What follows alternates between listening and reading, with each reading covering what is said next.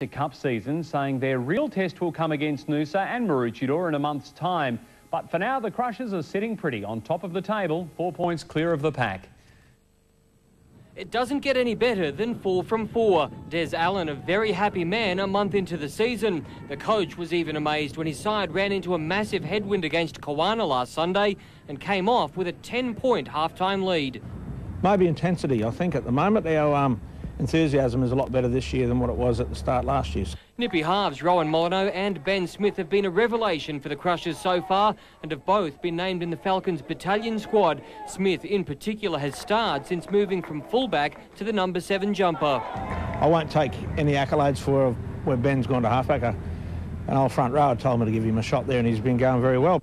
But despite the perfect start, Allen refuses to get carried away. My main goal is to make semi-finals, and then from anything in semi-finals can happen. So hopefully we just get there.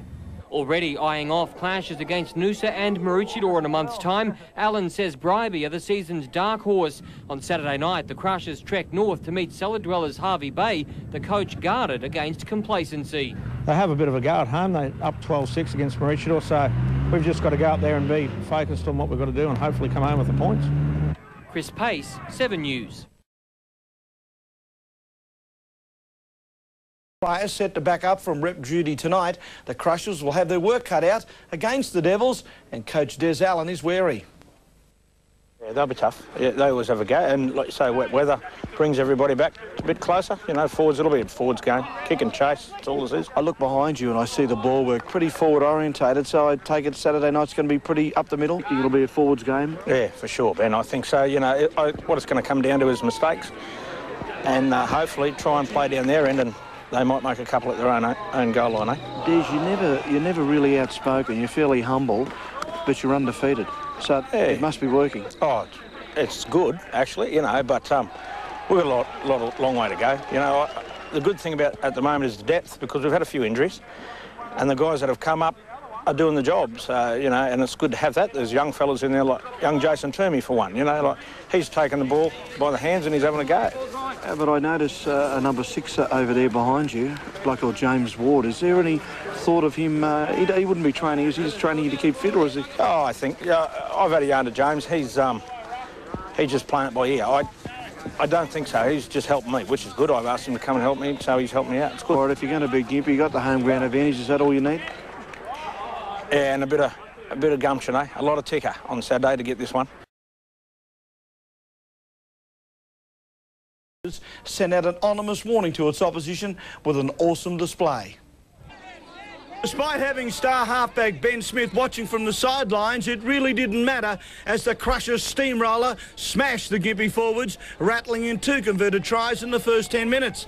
The Devils' only resistance didn't help either side. One player punished, another soon following. The hosts' confidence grew, grabbing 4 more tries to round out a 32-0 half-time lead. The task of a comeback virtually impossible, with reserve Paul Horn diving over for the first of his treble. Gympie's only spark, live wire rake Phil Luton, making inroads through the defence that had been barely tested. Smith's understudy Stu McKenzie was relishing the chance in the top grade, running in his second. The juggernaut unstoppable, 4 sets of hands before finding Horn for his double. Marwini 7 from 9, and with a half century up, Horn grabbed number 3 for a 60-0 whitewash. They're pretty fit, Ben, at the moment. You know, they probably get fitter, but the more game time they get, I think that's the go. We made 4 unforced errors on the first tackle and on the start of the game. They're a quality side. I can't take anything away from them. We've got a lot of work to do. On top of the local league ladder, running rampant over the Gympie Devils. Paul Horn crossed for a hat-trick as the Crushers scored 60 unanswered points. Caloundra notched up a comfortable victory over a winless Hervey Bay. Bribie also went on a scoring fest against a disappointing Swans, and Noosa ran out 10-point winners over an unlucky beer war. This year, if you haven't played at 3 A-grade games, you can't play on Sundays. So I have a squad of 20. I've got 8 injured, 3 not able to qualify. So that 11 out of 20 only gives you 9 left. What do I do? but Nambour coach Des Allen scoffs at any suggestion of a forfeit. And this is, to me, is prestigious because years ago when I run around a bit, this was a pretty big thing, and I still, in my mind, I think it is. You know, I hope they come to play, and I'm pretty sure they will. That might be a bit of a con, mate. I don't know. The long-time tradition and honour of winning the President's Cup is a thing of the past, according to Noosa coach Peter Conlon, the Pirates' mentor, going as far to say it's a waste of time. Not at this stage. Without any great thing on offer, explicitly 2 points, without that on offer. Win, lose or draw this weekend, the wily Conlon has his eyes fixed on the bigger picture. We need to survive this week again without trying to find more injury and look at our bye. So that gives us the 2 weeks to recover, and at this stage, bring it on, please. Both coaches are studying up the rules before tomorrow night's training. Anything but. Nambour scored in the opening minutes through Darren Roberts before Noosa hit back with some good passing in the middle of the ruck. That's as close as the visitors got to winning this game, but that shouldn't be surprising. And at no time had we really focused on winning this game. Unfortunately, we were forced to play it. Roberts scored an early double for the Crushers before Sam Marwini made it look very easy. Noosa scored its last points, but it was the home side who dominated a 5-try first half. Nothing changed in the second term. Another 5 tries. Ben Smith and Marwini cutting the Pirates to shreds. The only real bit of fire and brimstone coming far too late.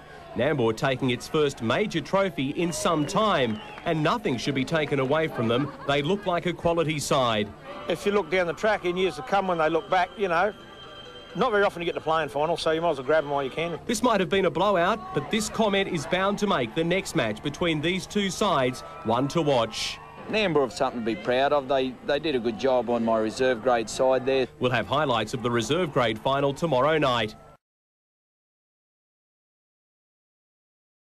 After try to take out the President's Cup on home soil, the first time in 8 years the team has taken home the silverware. This is just a trophy that they put up as a tradition, which is great to win, but we must get our heads down and our bums working very hard to take on Caloundra next week at home here. And that. The match not worrying Noosa, who took out the cup last year, only to bomb out in the semis. We've achieved the club's goal, which was no more injuries, and now we've got a clean slate to start again for the second round. Samil Muirhead, Win News.